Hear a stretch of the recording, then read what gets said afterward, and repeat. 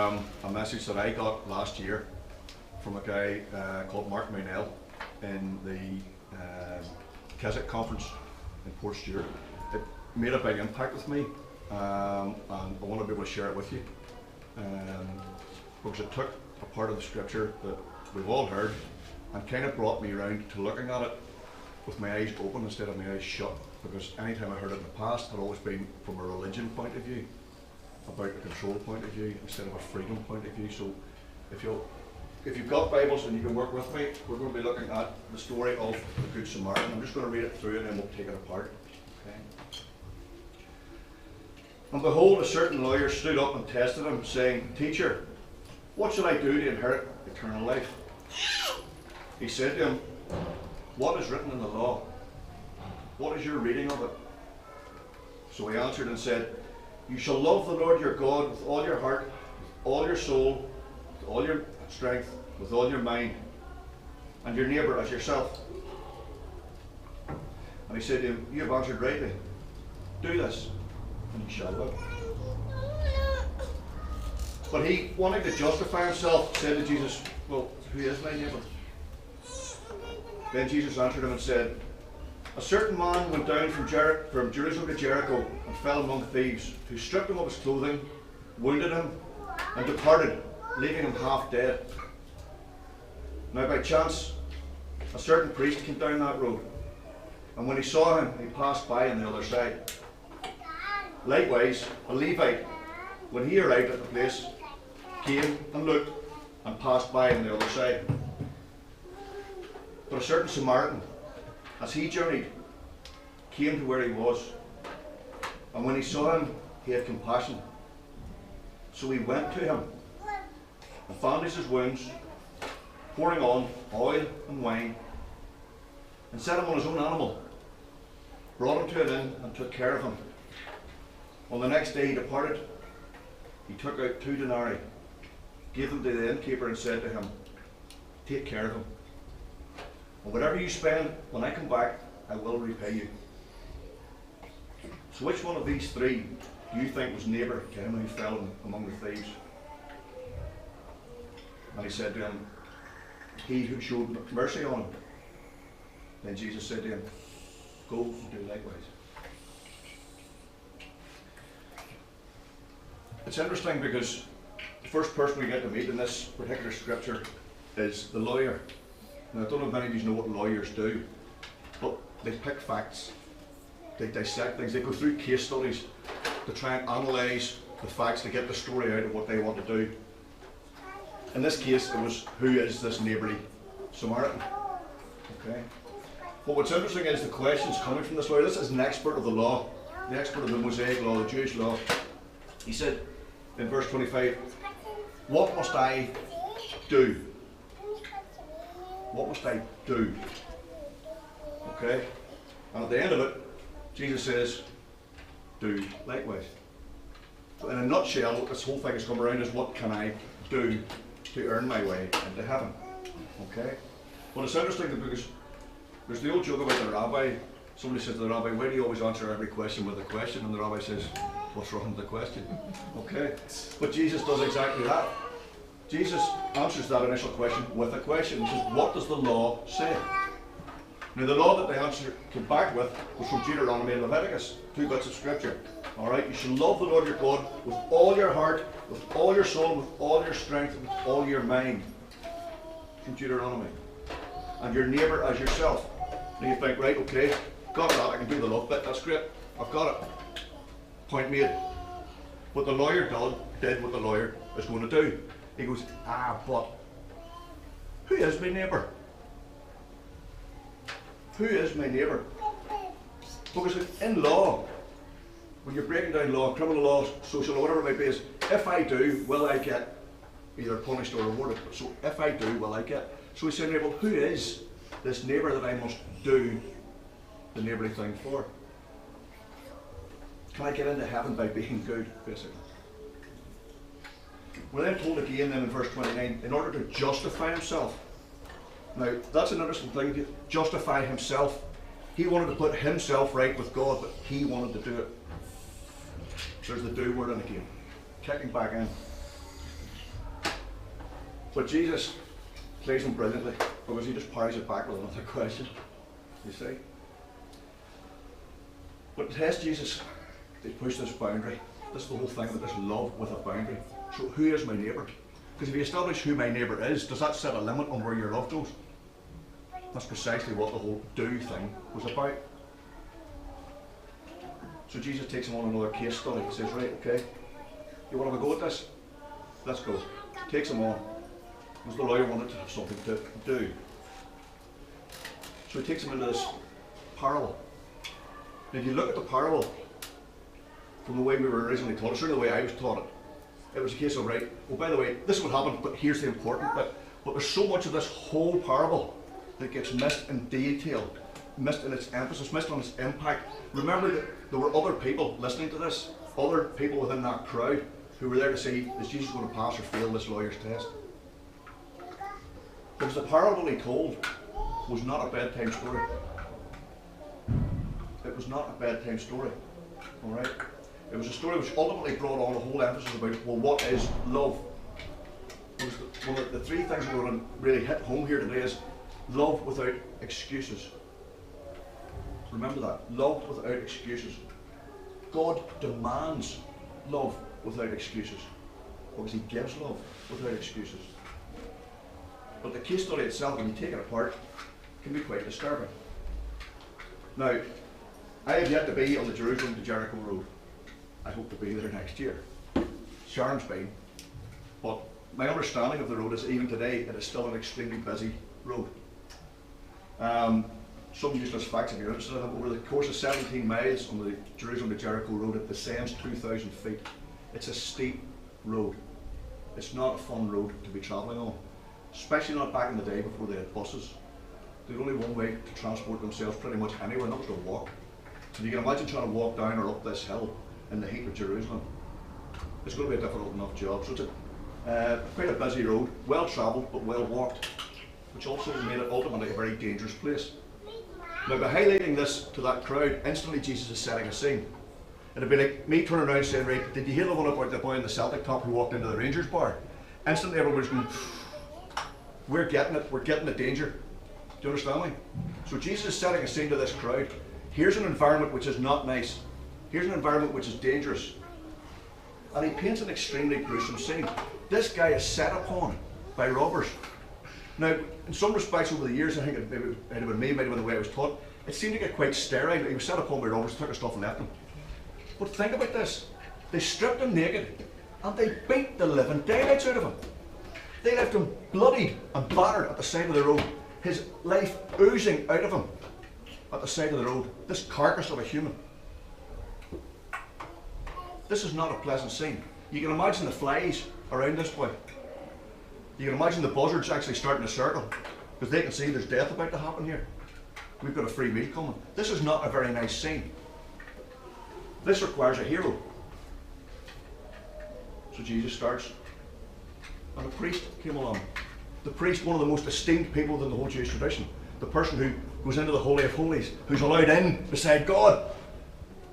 Someone everyone's going to respect. Certainly someone that the lawyer is going to look at and go, yes, I can play golf with them, they're on the same wavelength with me. Do you see the mentality I'm getting at here? But what does he do? The priest is coming down the road and he sees this person lying on the side of the road. That priest would have been totally conversant with the law of Leviticus 21, where he would become ritually unclean if he touches a dead body. Except the guy's not dead yet. So there's nothing to stop him. But he looks up and goes, I'm not touching that. Why? He's probably going home. He might have been spending the last couple of weeks up at Jerusalem, doing the temple thing, doing the whole priest thing. Loads of sacrifices, loads of purification, all that sort of stuff. And he's heading home, he's heading downhill, back towards Jericho, a couple of weeks off. And he knows full well that if he touches this dead body, he's now no longer spiritually clean, according to the Judaic law. So what would his options be? Turn and walk right back up that hill and have to spend a whole pile of money, and a whole pile of effort, a whole pile of everything else to purify himself again. And he just looked at the situation and said, you know what? It's not worth it. He made excuses. He used the scriptures to justify his own actions and make an excuse to leave.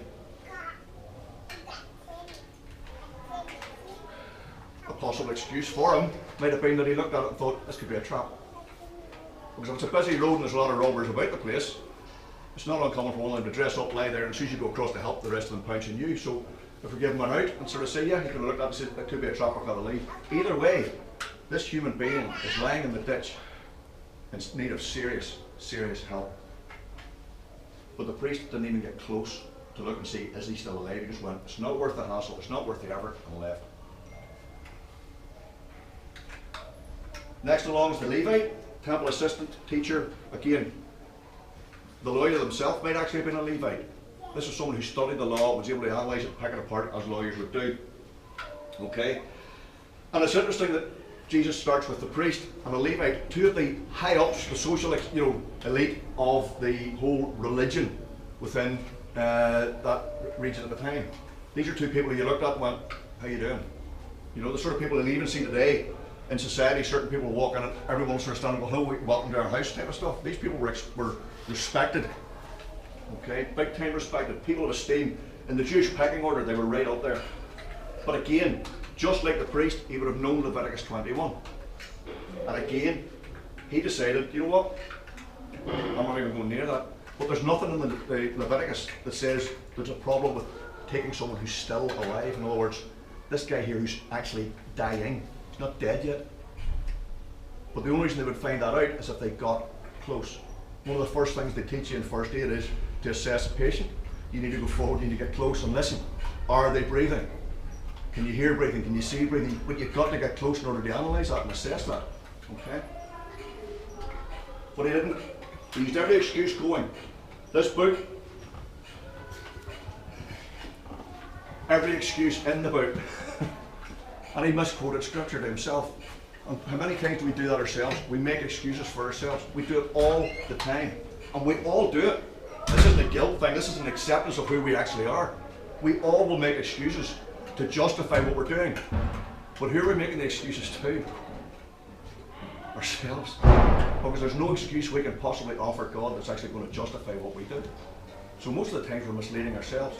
In the same way as these two guys here misused or misled themselves through the passage of scripture. Okay? But they used this as an excuse not to love.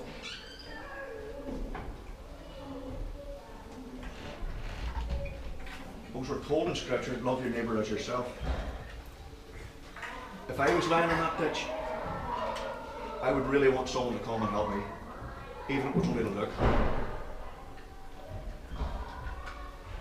Now within this whole parable, within this whole scene, remember the people who are listening to it. They're seeing Jesus deliver this parable, they're taking mental pictures, as we all do. And in their social ladder, they're sort of saying, okay, right, so we've had the priest, we've had the Levite, well, but the next one's bound to be just an ordinary Jew. That would be the correct thing, wouldn't it? Because within themselves, they were still seeing this love as having boundaries. Well, you can't possibly love anyone unless you're a Jew. They didn't get the hero they were expecting, did they? Because the next person that's introduced is the Samaritan. Now, picture the scene. All these people going, yes, okay, priest, yes, Levi, okay, it's bound to be. A what? It's not even a Gentile. It's a Samaritan. Are you serious, Jesus? How mind-blowing must that have been for people watching that whole scene unfold in front of them? A Samaritan. Wise up. Scum. They're scum. I hate them. If it was a Samaritan lying in the ditch, the priest would have every justification to do what he did. He could have pulled around the cross and put one in himself. That's how low these people were held by the Jewish establishment. But what does the Samaritan do? He does exactly what the first aid manual would say he should do. He got up close. Now, here's an interesting one, because this, again, this is one of the things that made me sort of go, whoa, I hadn't clocked onto this. The impact of what he's doing isn't just medical. If you'll allow me, without getting too sort of anatomical about it, but when he got close, remember the condition this guy's lying in. He's had the 11 stripes knocked out of him, and he's been stripped naked. The Samaritan instantly would have been able to look and see, was he a Jew or a Gentile? He had every excuse if he wanted it to go, Jewish, forget that, you lot are horrible to us, I'm not having anything to do with you. But we're not told whether the guy in the ditch was a Jew or a Gentile. Why? It's because it's irrelevant. It's totally and absolutely irrelevant. It couldn't be more irrelevant. This was a human being, and he needed help. This was love without boundaries. This is what Jesus was talking about when he said, go and do likewise. Love without boundaries, boundaries which we all set. And it's a love that Jesus doesn't just ask for. Jesus demands this love. This isn't a request, it is an order. I am ordering that this is the love that you must give, to go and do likewise. Okay? It's a love without any difference. It's colourblind, it's classless, it's economically irrelevant. There is no boundaries. You getting the picture here? Love without boundaries. Love without excuses, making excuses for the boundaries. It's love without excuses, love without boundaries. If you want to get into heaven, you want to do something, there's what you've got to do. And then the third one is love without accounts. Many times we keep score even on our own family. We all do it. But Christ is turning around saying, love without accounts. There's your three. Love without excuses, love without boundaries, love without accounts. Don't keep a record. Because what does this Samaritan do? At his own personal expense, he goes across and he starts to treat this man's wounds. He starts to put on bandages. Good job he had a first aid kit in the back of the donkey, isn't it? But he goes across and he starts dressing this man's wounds. He pours on oil and wine to help purify the wounds and get them clean. We're then told that he puts him on the donkey, which means only one thing. He's now having to walk. This is a rich man. If he could afford to have a donkey to go from Jerusalem to Jericho, and he's got off his own donkey and said, you have it. Come on. He then takes him to an inn. The analogy that Mark Minell used last year, you can just picture the scene. Takes him to the inn and says, can you get him a room? I'll sort you out in a second. Heads off to the cash point, gets a couple of denarii and comes back again. But he does, he comes back with money to sort this out. Okay? He effectively pays for 2 months' rent. That's roughly what a denarii would have got you back in those days. Was a rented room for a month in this inn. And he tells the guy, there's the money up front. Treat this guy. Hey guys, come on in. But think about this, at this stage, this Samaritan still doesn't even know this guy's name. Come on, Rockstar. He still doesn't even know this guy's name, but equally. Come on, Tegan. Come on, son. Come on, he's alright. Importantly as well, though, the guy at the side of the road is probably still unconscious. He's only just had his wounds treated. He may have lost that much blood that he is still oblivious to what's going on about him. He doesn't even know the person who's paid for this up front, who's given him this help, who's gone through all social boundaries and said, I don't care. My compassion for you as a human being, my love for you as a human being is enough for me to say, you need help, I'm going to give this help to you. No excuses, no boundaries, no accounts. He didn't leave a receipt book with the innkeeper and say, whatever you need, write it down and he can pay for it whenever he's finished. He says, I'll come back and give you whatever else is needed. No accounts whatsoever for someone he didn't even know. And someone who didn't even know him.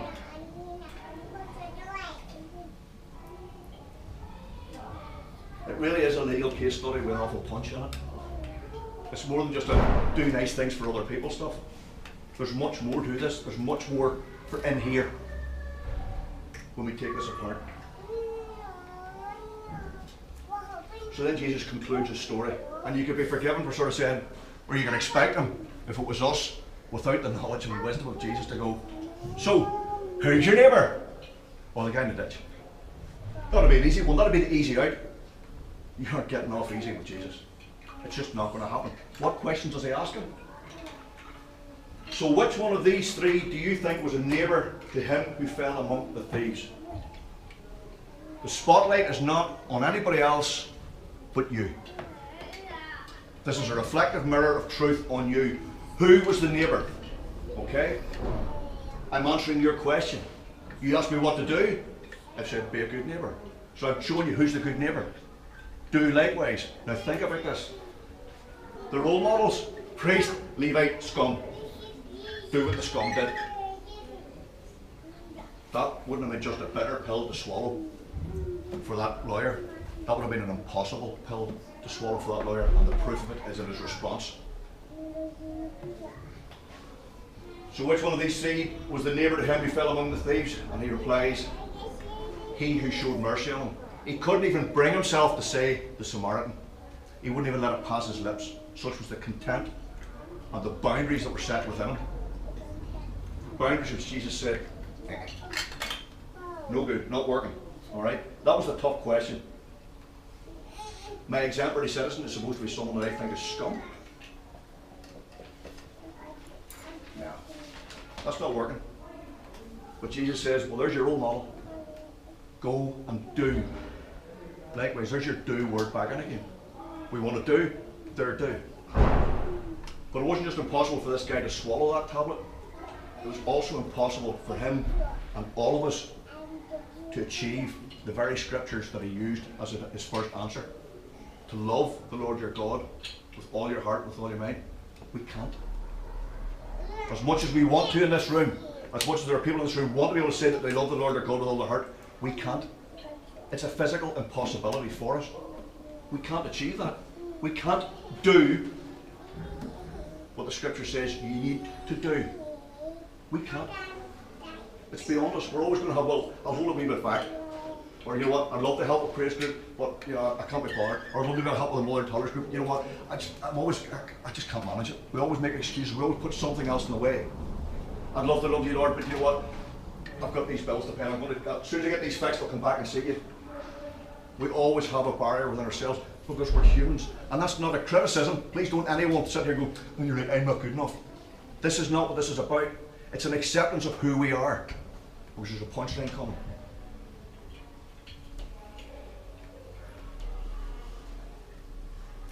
It's impossible for us to work our way into heaven. Heaven's standards are simply too high for us to do that. That's an acceptance, that's a reality. Once you accept that reality, you find out, hang on a second, I've now been released from all responsibility here. Because heaven's standards require absolute perfection. None of us can achieve absolute perfection. We just physically can't do it. As much as we like to think we can't, we can't. And this is the revelation that hit me. We are the man in the ditch. We are that man in the ditch. We've been beaten, we've been stripped, we've been robbed because of sin and because of religion and because of the rules and regulations which aren't there by God, they're there by humans. We've been left battered and bruised. And because of the original sin within the garden, the rejection of God's authority, the self-righteous pride that developed out of that first sin, we're now unconscious. We've been unconscious for so long, and we needed a good Samaritan who would come to us without us even knowing that they were there, dress our wounds, pour on whatever oil, whatever wine they had to help heal us, and then pay up front. Pay up front for our care. So when Jesus says, it is finished, he'd given everything he could possibly give. He gave absolute love without any account. He gave it all for somebody that didn't even know him. Us. And he did it up front without any guarantees of gratitude, without any guarantees of appreciation. So whenever you hear Joyce Meyer talking about have an attitude of gratitude, we can maybe start to see where it's supposed to come from. He paid up front. How could we not possibly even try to love as he loved? And we're never going to be able to achieve that standard, because the only person who could achieve that standard, and here's your punchline, was Jesus himself. Jesus did what we could never ever hope to achieve. up front for each of us. For every single person who will wake up from their unconsciousness and go, thank you. Genuine appreciation, genuine gratitude for what he's done. So it's important that we try and love. The whole essence, I think, of this whole story was the love bit that got missed. The love, what did love actually mean? Love without excuses. Love without boundaries. Love without accounts. Not so that we can gain God's favour, but because we've already got it. We've already got it. It's only a gratitude thing. Try and give something back. Try and bring your own heart, open it up to the Lord and say, Lord, what little I've got, I give back to you because you've given me so much.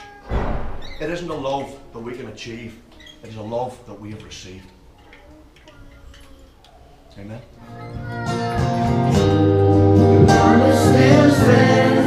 Great is your faithfulness, I'm still in your hands. This is my confidence. You never fail me yet. The promise still stands. Great is your faithfulness, I'm still